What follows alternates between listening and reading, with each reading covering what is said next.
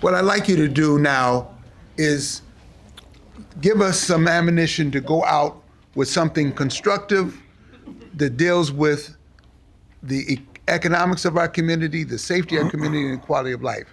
I present to you Dr. Curtis Haynes, who will share some important information from us. All right, thank you.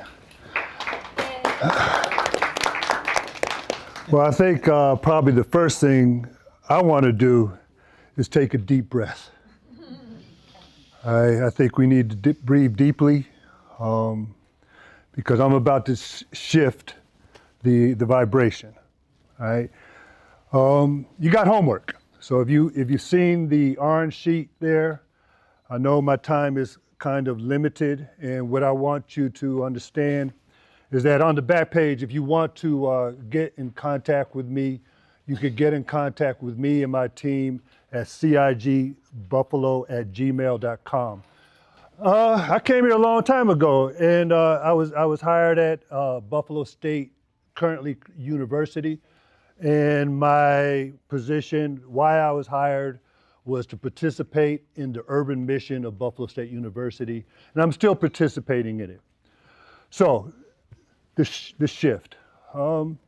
Generating abundance along Jefferson Avenue in a solution action plan. What you have in the sheet is purposes and principles, but what I noticed with regard to framing the challenge is how do we grow abundance along the Jefferson Avenue corridor? How do we convert Top Supermarket into a community revitalization engine? With regard to the energy that we just expressed, we rightfully have the right for a lot of anger. But if you see the challenge here in today's session, I suggest that we not only talk about problems, but that we bring to the surface the resources, skills, relationships, and commitments that already live among us and galvanize these into a precise plan of action. The mission is to facilitate a shared vision, practical input, and collective commitment in this alternative perspective of abundance. Again, we have a right, and what I would say, following along with Mr. Pendergrass, is that the truth of the matter is, from the perspective of Black political economy, the poverty in our communities is in direct correlation to the wealth that we've created for other communities over 400 years. So I want to start with that. It is legit, right? But the solution, I would request that you consider that you can fight crime, but building community is the solution. I want you to consider that you can fight poverty, but attracting and accumulating life wealth is the solution. I want you to consider that fighting disease, you can fight disease, but creating healthy environments is the solution. I want you to consider you can fight hatred, but being a lover is the solution. I want you to consider you can fight greed, but living conscientiously is the solution. I want you to consider you can fight a perceived energy, but pioneering a loving community is the solution. I want you to consider you can fight racism, but doing for self while attracting multicultural intergenerational solidarity is the solution. This is not idealism. This is abundance economics. This is the recognition that you could hate the bad or you could love the good. I choose, my team chooses to love the good. There's plenty of hate, but there's also plenty of good to be done. How do we engage the stakeholders? Who are the stakeholders in this area? Well, one way to engage these stakeholders is what I would call the mastermind principles for community building. Recognizing the wisdom that is in this room right now. Change our mindset away from scarcity to abundance. Recognizing that collective intelligence is greater than individual genius. Recognize that co-creation and mutual accountability is important. respect for lived experiences. We're living this, right? This is not an academic exercise. This is for real. We're experiencing this right now. We need a safe space for real talk. And we need future-orientated action. From my perspective, our role today is to listen deeply, share honestly, think collectively, and act intentionally. Let's turn community brilliance into community transformation. Again, you could look at this or hold on to this paper as a form of homework. Some of the things that I'm suggesting is that we do a needs and asset mapping. We did this for the out market, right? Way back in the early 90s, we did asset and back there, right? We did Adela, back there, right? We did that, right? The tops on Jefferson is the result of our needs and asset mapping. We wanted the cooperative, we wanted our market, but we got the tops. So we need to continue, right? Map community needs, map community assets, and then bring together, right, how can our assets respond to the needs of the community? And I do have a team that we could lead in this particular area of asset mapping and needs mapping. Possible themes in areas of mapping: public safety and trust, business development, youth opportunity, civic and financial education, community health, ownership and legacy, and the others that we as a group, using our own words, come to create. I'm an economist. I just bring one thing to the table. But what I bring to the table is this idea of cooperative economics as in some development suggestions.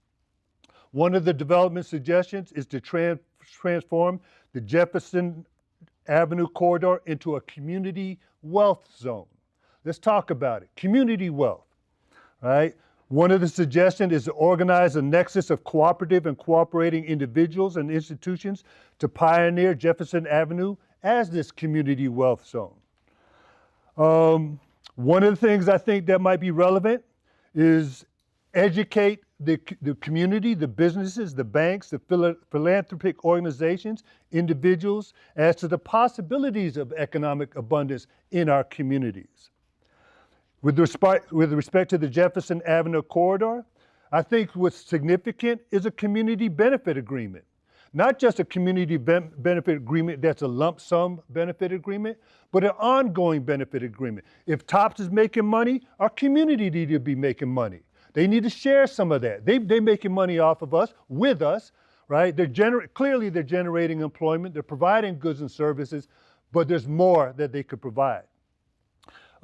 Community land trusts, I mean, there's been conversations about that. Cooperative and cooperating businesses along Jefferson Corridor. In particular, I think we need to support the African American Heritage Food Cooperative. They're trying to get to a $7 million number. We should help them get to that $7 million number, the opening target for them. A lot of what's been talked about today with regard to safety, we need to create a Jefferson Avenue Community Safety Corps. Right? We need to do something along those lines. Again, these are just my suggestions. This is just what I'm bringing to the table, right? Again, the poverty in our communities is in direct correlation to the wealth we created.